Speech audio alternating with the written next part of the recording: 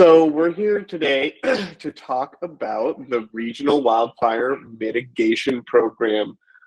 This is a NIFWIF funded project in collaboration with Signal and the Santa Barbara Fire Safe Council.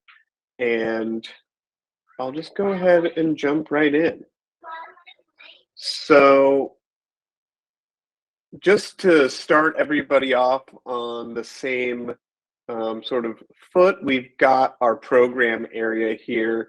You can see in the lower right, we're just in the sort of elbow of California, and we cover the Santa Ynez Range, the east-west coastline that runs from Point Conception, and we stop over at the county line with Ventura in Carpinteria.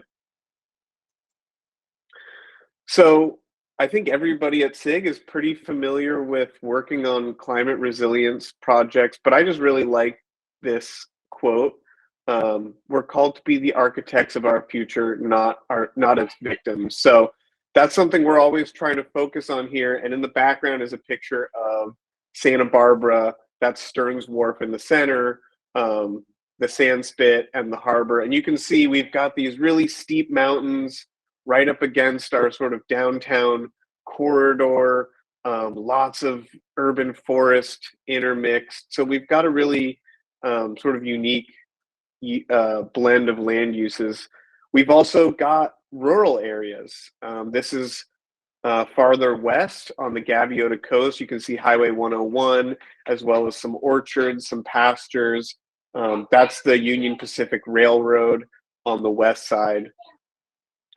And one of the things that our sort of landform creates are steep, narrow, mostly ephemeral creeks that run through watersheds that are heavily vegetated and run north from the peaks of the Santa Ynez Mountains down to the ocean along the south.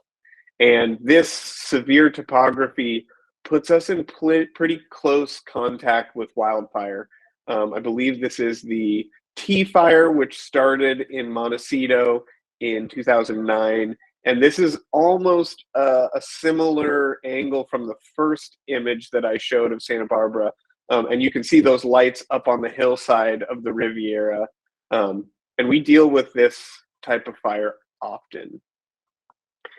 And in fact, hold on. Here is a map of sort of the past, I would say 30 years, 20 years, I guess, of wildfire. So a lot of that Front Range area has been burned over at least once, if not multiple times. And we tend to get these intense, short duration fires driven by extreme downslope wind events we call sundowners here locally. And you can see the average here for acreage is about 7,200 until we get to that red box over in the corner, which is the impetus for the Regional Wildfire Mitigation Program, and that's the Thomas Fire. And it started on December 4th, 2017. It burned 281,000 acres, so several orders of magnitude above what we were used to seeing. This is largely in Ventura County, but you can see it really threatened the Lake Casitas Reservoir, which is a really key water supply for the county of Ventura. And it burned east to west into Montecito. And I remember the first thing that happened was the power went out for me, and it was out for quite a while. Another impact that I remember was the smoke. I had never really encountered that level of smoke. We were wearing masks, buying air purifiers, trying to stay outside. And if you all have been in close proximity to a large wildfire, you know that rain of ash that kind of is a constant reminder that you're not that far from the flaming front.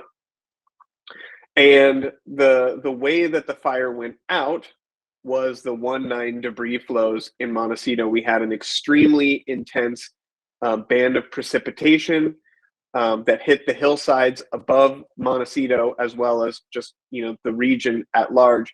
but they got something like a quarter of an inch in 15 minutes, I think. I can't quite remember, but some astronomically high amount of rain. And this is Highway 101, our major artery of transportation in and out of the South Coast, completely filled in with sediment.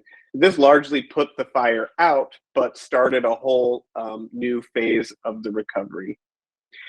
And as part of that, the idea for the Regional Wildfire Mitigation Program was born. We had a realization locally that dealing with wildfire risk was more than just fuel treatments, which are relatively active in our area. We have several fire districts that are all, include some amount of WUI area, and they're all actively doing treatments. But we realized that there was more that we could address, particularly in the community domain, helping communities develop and retain capacity, and also in the built environment, looking at areas where there were vulnerabilities inherent to the way that things were designed and built. And the way that we looked at the landscape domain was to try and step outside the classic mold of fuel treatments and look at other ways to create sort of a buffer zone around individual WUI communities, of which we have several that are exist high in the Front Range, but also just broadly, our front country area where most of the development is in the coastal bluffs, and kind of sandwiched in between the ocean and the mountains. So thus far, we've done quite a bit of spatial analysis. So I know Taro, Ian, Dave, others are on this call, have seen this map before, but this is the hazard map that we developed with the SIG team, using the classic sundowner wind scenario, which we collaborated with the CLIVAC lab at UCSB. They've done quite a bit of sort of fine scale wind monitoring and then turning that into modeling. So kudos to those SIG folks that are on the call. Incorporating that wind data was a challenge, but it really provided quite a bit of local detail. And the feedback from the fire agency folks is capturing the nuances of that sundowner wind activity is really important. So we also looked at exposure. Again, this kind of follows the hazard exposure vulnerability framework. And this is a map that was put together by Anne-Marie Parkinson. She is our community domain lead, basically identifying social infrastructure and where it is laid out across the landscape. So, as a father of two with a child in daycare, it's interesting to be able to see where those types of facilities land, and where they are relative to the hazard on the landscape. And I'll speak a little bit about vulnerability later. I think I saw Austin hop on the call, and he might be doing a future Lunch and Learn to talk about what he's working on. But the landscape domain, we're really focused on conserving and expanding vegetated green belts. So a big one that we have locally here would be our orchards and agriculture, as well as our oak woodlands. And so the way that we are working on that, and I'll start to touch on some of the more technical mapping and modeling, which is happened a lot in the landscape domain. And my hope is, if you're interested in how this is all done, want more detail, think of possible collaborations with Signal in an area that you're already working in, please feel free to reach out to me or Mark, who is the landscape domain lead. I can connect folks to him, but I'm really going to fly over this at a pretty high altitude. And if it piques your interest, please follow up with me later. So here is our site suitability map. This is an example that we developed for shaded oak fuel breaks. This is a previous version. It's continued to be refined.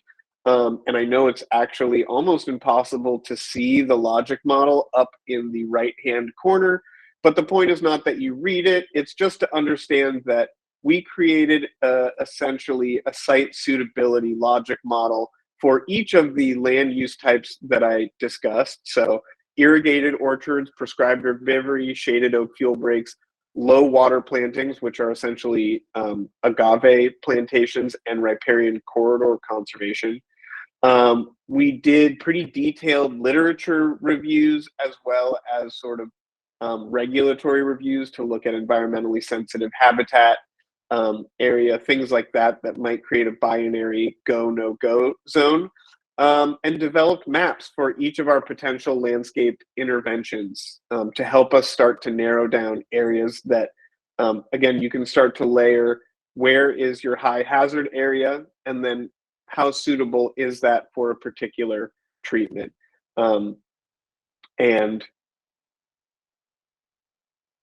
then we've also done quite a bit of baseline data collection to try and understand what is going to, are our interventions working? So live fuel moisture, for those who work often in fire know, that's a pretty typical, data class that is collected to understand flammability across the landscape. So we're doing that in areas where we have pilot projects that are going to go underway. But we also noticed that things like orchards don't have a fuel model, and they're treated at, basically the same as a parking lot, classified as non-burnable in a lot of the land cover maps. So we've gone through the process of collecting live fuel moisture in orchards so that we can help to contribute to the development of that fuel model. And you can see the graph shows live fuel moisture over the course of last summer versus coast live oak and Ceanothus megacarpus, which are both sort of chaparral or coast live oak. I really like the live oak. If you look at the bottom left, you can see it is rock steady throughout the summer. It doesn't really fluctuate, which is a really interesting characteristic of a plant that could be useful as we design some of our projects. So next, this is a draft of a potential green buffer vegetation restoration idea, and we're working on turning these into more detailed concept sketches to bring to landowners. But essentially what we might propose on an orchard is some sort of irrigation retrofit that generates a water savings, and then using that harvested water to establish some sort of native buffer zone. Typically, it would involve mosaicing existing chaparral and then establishing native grasses in the interstitial spaces. And we really like this because the more that we're able to thin out some of the heavier chaparral, we create an opportunity to protect the edges of these orchards, which are already significant hydrated buffers, by creating something that could be backburned potentially in case of an incident, just something that provides fire agency personnel, space to work. And I know there's a lot of interest in things like Planscape, and we have somewhat of a micro version of that we've developed with a group called Watershed Progressive.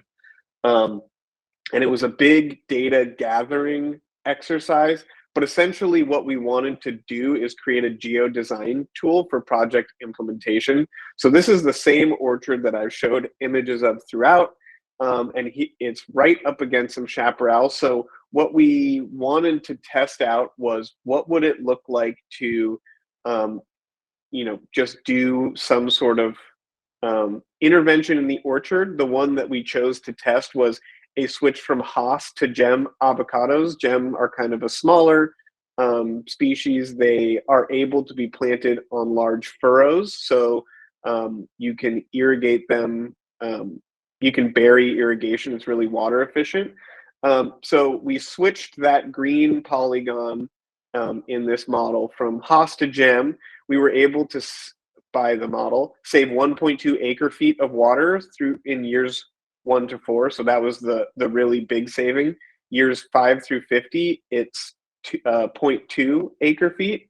And we just picked some indicators, but that would offset the establishment of 3 acres of cactus and agave buffer. So again, a fire resilient species that you might establish to protect the edge of the orchard. And also it created a cost estimate for that conversion. We have multiple tables. I just sort of showed an example of the irrigation table. So we can create all sorts of recommendations and then sort of instantly calculate water savings and buffer offset potential. So really cool tool. And I think that's something, that could be something that SIG might be able to start developing as well. So that's a landscape domain. I think that's probably the space that most people in this call feel most comfortable with. But I want to talk about the other 2 domains, which do really important work as well. So we've got the community domain. Our community domain staff member as part of the RWMP is embedded at the Santa Barbara Fire Safe Council. Her name is Anne-Marie Parkinson. She's wonderful. And her job is really education and outreach and Firewise USA enrollment. So Firewise USA, for those of you that don't know, is a program through the National Fire Protection Agency. It's been around for quite a while. Some counties are really well integrated with lots and lots of Firewise communities. We didn't really have any. So as far as education and outreach go, we've put on 2 large public wildfire expos with speakers and tabling, fire engines, games, just trying to get people out and raise awareness for the types of work that we're doing, that the fire agencies are doing, and help them understand the sorts of things that they can do. So in the bottom left is a picture of a model that was built of a home that is divided in 2 halves. One shows, your hardened home, I guess you would call it, and the other shows your very vulnerable home. And just letting homeowners understand what they can do to address those issues. So these have been really important opportunities. We've had hundreds of participants, and they normally match up with some sort of wildfire awareness week that is going on. There's a few throughout the years. We've also had a focus on vulnerable communities, and we've been working with a local nonprofit, the Community Environmental Council, to do a series of bilingual focus groups throughout the county. We just recognize that there's a lot of folks who don't have access to the same, financial, but even informational resources that they might need to better protect themselves. So we kind of went through and with community leaders and drew on a map with Sharpie to try and identify areas that might really benefit from a focus group. We've done 10 of them so far, and we're developing a framework for information sharing and talk back sessions, as we call them, to create a list of action items that each community is excited to move forward with, both from their part and as far as what the Fire Safe Council can do to help them. And lastly, Firewise USA, again, we just needed to pick a tool to help communities develop capacity internally, and Firewise USA is well established. So we've developed some add-ons. So the main image here is our County Fire Marshal, Rob Hazard, who has been instrumental, along with Max Moritz, who many of you have met. He's a principal at SIG, in developing the RWMP overall. And Rob here is doing a home inspection. So the county does their own home inspections, but we've really added some depth and some breadth to the existing home inspection for Firewise communities. And I think it's really helpful. You know, they're pointing in this image to something really specific, which is a small gap in between this stone deck and a porch. And, you know, from Rob, I think Rob's perspective is that's a really good place for an ember to blow in, and what can you do to sort of deal with those? So again, it's a lot about educating community members. But Firewise communities have been many of the communities that have reached out to the landscape domain and have been interested in sort of targeted vegetation projects. We have one happening this weekend to do an oak and sambucus sort of fuel break planting. So it's been a really productive project pipeline and crossover. Then we've got the built environment domain. There's Austin again on a site visit here with some county fire folks. And we're working with a group called the Community Wildfire Planning Center, Molly Mowry and Kelly Johnston. And they're really they've done a policy review. So I think the built environment has a lot of complexity that I'm learning about, but codes and regulations, a big sort of gray area is when is it appropriate to get a permit for a home hardening project? Even the sort of building folks don't quite know the answer in a lot of cases. So trying to sort through and create a set of recommendations both for homeowners and for county planning and building and also fire personnel is a lot of what they're doing. Austin is doing quite a bit of work with remote sensing data to develop a vulnerability study. We've got a lot of windy roadways with brush and homes that have some amount of defensible space, but he's really working on developing maps and data outputs that can help us better understand that.